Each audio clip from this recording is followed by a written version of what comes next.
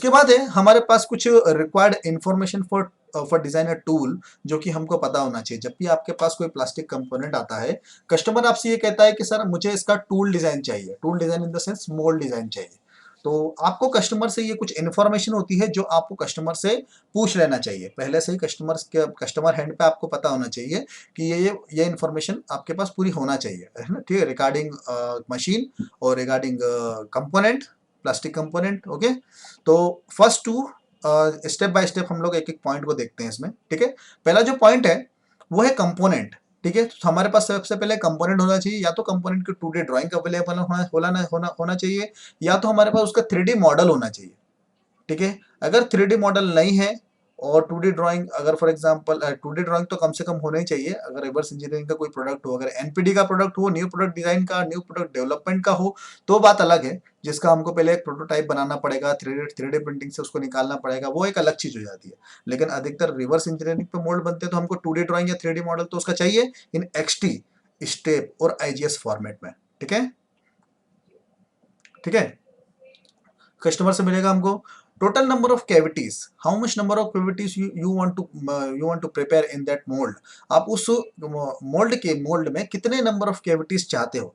तो यहाँ पर नंबर ऑफ कैविटीज मेंशन होना चाहिए कि सर मुझे 8 नंबर ऑफ कैविटीज चाहिए, 12 नंबर ऑफ कैविटीज चाहिए, क्योंकि जब वो मेंशन करेगा, जब वो आपका कस्टमर जब मेंशन करेगा तभी तो उसके हिसाब से हम लोग मशीन का सिलेक्शन करेंगे, मोल्ड का साइज लेंगे, सभी चीज करेंगे, राइट। उसी हिसाब से कैलकुलेशन होगा। तो नंबर ऑफ कैविटीज वो कस्टमर हमको बताएगा। Component material and the shrinkage value, सबसे मोस्ट इंपॉर्टेंट चीज कंपोनेंट का मटेरियल, उनसे कंफर्म कर लीजिए कि सर कंपोनेंट का मटेरियल आप कौन सा लेने वाले हो। जैसा कि यहाँ पर आपको दिख रहा है हमारे पास डिफरेंट डिफरेंट टाइप के वर्जिन मटेरियल अवेलेबल है, ठीक है। अगर उन्होंने कस्टमर ने हमको कहा है, फॉर एग्जांपल वर्बली हमको कहा है कि पीपी मटेरियल सर हम यूज करेंगे, लेकिन फॉर एग्जांपल मोल्ड बना के जब हम लोगों ने तैयार कर दिया और ट्रायल में वो लोग पीसी मटेरियल का यूज कर रहे हैं, ठीक है, तो वहां पर क्या हो जाएगा, मटेरियल अंदर पहुंचेगा ही नहीं। As I told you, PP के लिए जो हमने रनर का साइज लिया था, पीपी के लिए हमको उसको दुगना लेना था, because of that viscosity, material का कुछ कैरेक्टरिस्टिक होता है, कुछ ना कुछ उसके अंदर मटेरियल में ऐसी कुछ प्रॉपर्टी होगी जो मटेरियल नहीं पहुंच पाएगा उसके अंदर, right.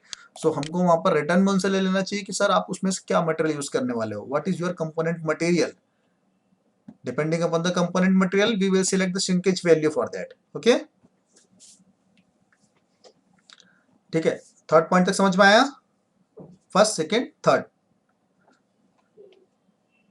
Okay, method of degating, automatic और manual.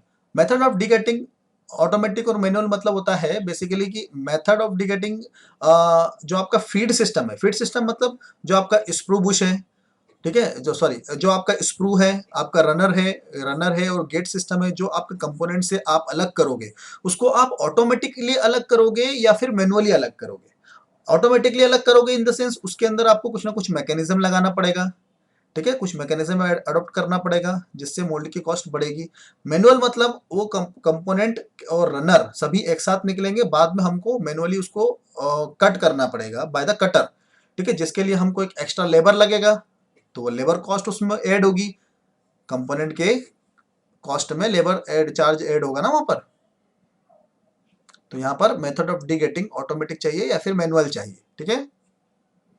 Injection moulding machine, tonnage data for the plate and shut height, ठीक है।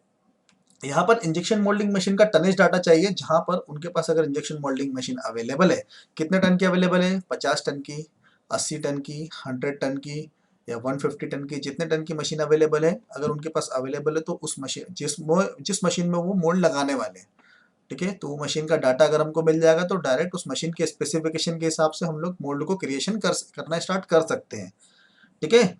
उसकी प्लेट की साइज क्या होगी और सब चीजें, ठीक है। तो बेसिकली फिफ्थ पॉइंट जो है इंजेक्शन मोल्डिंग मशीन के डाटा से रिलेटेड है। किसी का माइक ऑन है, माइक ऑफ कर दीजिए, जब आपको क्वेश्चन पूछना हो तब आप ऑन कीजिएगा। ओके, चलो। Hot runner use, hot runner का यूज करना है या नहीं करना है। अच्छा, हॉट रनर के बारे में किसी को कुछ इन्फॉर्मेशन पता है, शेयर कीजिए।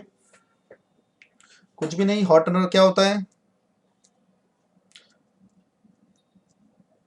बेसिकली क्या होता है, हॉट रनर एक ऐसा एक अपरेटस होता है, बोल सकते हो आप, जो कि हम मोल्ड के साथ ऐड करते हैं, जिससे रनर लेस कंपोनेंट निकलते हैं, जिसके अंदर रनर नहीं होता। डायरेक्ट क्या होता है, डायरेक्ट कंपोनेंट निकलता है विदाउट फीड सिस्टम, जिसके अंदर कंपोनेंट मटेरियल का वेस्टेज नहीं होता। ठीक है, बाद में हम लोग समझेंगे। सॉरी क्या?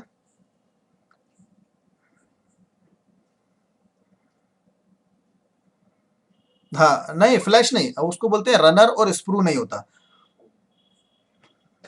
हाँ हाँ, मतलब आप मान के चल सकते हो कि डायरेक्ट इंप्रेशन के अंदर मटेरियल भराता है, ठीक है, ऐसा बोल सकते हो।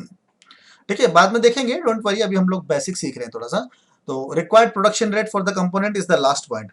Required production rate for the component. ठीक है, वैसे हॉट रनर के बारे में आपको बता दूं, हॉट रनर का अगर हम लोग यूज करते हैं तो बेसिकली इसका क्या है, ये उसकी कॉस्ट को बढ़ाता है, लेकिन ये हमको कुछ ना कुछ एडवांटेज भी देता है। एडवांटेज ये देता है कि रनरलेस मोल्ड बना देता है, और आप बोल सकते हो कि जिसके अंदर फीड सिस्टम वगैरह नहीं निकलता, right. Required production rate for the component, basically component के लिए कितना प्रोडक्शन रेट चाहिए आपको, how much production rate you want for the desire component. For example, एक कंपोनेंट आपके पास है जिसके लिए आपको मोल्ड बनाना है, एक मोल्ड में आप 4 कैविटी बना रहे हो, ठीक है, तो उसके में से कितने शॉट आपको चाहिए, ठीक है, डिपेंडिंग अपॉन द शॉट आपका कंपोनेंट हो जाएंगे बहुत सारे। ठीक है, कि 30,000, 40,000, 50,000 कितने शॉट्स आपको चाहिए। ठीक है, तो उस शॉट्स के ऊपर डिपेंड करता है मटेरियल ऑफ द डाई। तो डाई का मटेरियल कौन सा होगा, कि आप वहां पर कौन सा यूज करने वाले हो, P20 यूज करने वाला हो, H13 यूज करने वाले हो, या फिर कम प्रोडक्शन चाहिए तो C45, अगर कुछ और ज्यादा ही कम चाहिए तो MS मटेरियल का भी यूज कर सकते हो। ठीक है, तो यहाँ पर डिपेंड करता है, अगर हम मैन्युफैक्चरिंग कर रहे हैं मोल्ड की, अगर मैन्युफैक्चरिंग कर रहे हैं तो हम लोग प्रोडक्शन रेट, अगर हमको पता रहेगा कि कितना प्रोडक्शन इस मोल्ड से निकलने वाला है, तो हम उस हिसाब से मटेरियल चुनेंगे ना। नहीं तो अगर हम महंगा वाला मटेरियल क्यों लगाएंगे फिर हम लोग। हाँ, ठीक है, कम जब क्या होता है, जितने शॉट्स निकलते हैं ना, फॉर एग्जांपल अगर किसी मटेरियल से जितने शॉट निकलेंगे, जितनी मोल्ड से कितनी जितने शॉट निकलेंगे, उसके बाद उसके डायमेंशन में वेरिएशन आता है। डायमेंशन क्या होते हैं, थोड़े से फैलते हैं, गर्म होता है, फैलेंगे, वेयर एंड टीयर होगा उसके अंदर, है ना। तो basically this all information is very important. ठीक है, कोई डिजाइन अगर आपको करना है कंप्लीट टूल को, तो मोल्ड को, तो आपको ये इंफॉर्मेशन आपके पास होनी चाहिए फ्रॉम द कस्टमर हैंड। ठीक है, और बेसिकली इंजेक्शन मोल्डिंग मशीन के बारे में हम लोग भी बताते हैं, depending upon the component projected area, हम लोग कैलकुलेट करके बताते हैं कि आपको अगर सर 8 कैविटी मोल्ड चाहिए, तो आपको इसके लिए कितने टन की मशीन लगेगी, तो ये चीज हम कैलकुलेशन करके बताएंगे उनको। ठीक है, बाकी अगर उनके पास पहले से अवेलेबल है, तो अगर उनके पास फॉर एग्जांपल 50 टन की मशीन अवेलेबल है, और उन्होंने कहा है कि हमको 8 कैविटी मोल्ड बनाना है, तो उनको कहना पड़ेगा, हमको बताना पड़ेगा आफ्टर कैलकुलेशन कि सर आप 8 कैविटी मोल्ड नहीं बना सकते, आपको 6 कैविटी करना पड़ेगा, क्योंकि आपका 50 टन की मोल्डिंग मशीन में उतना एरिया नहीं आ रहा, या फिर उतना शॉर्ट वैल्यू नहीं, शॉर्ट नहीं आ रहा, कैपेसिटी नहीं है आपकी मशीन की उतनी। ठीक है,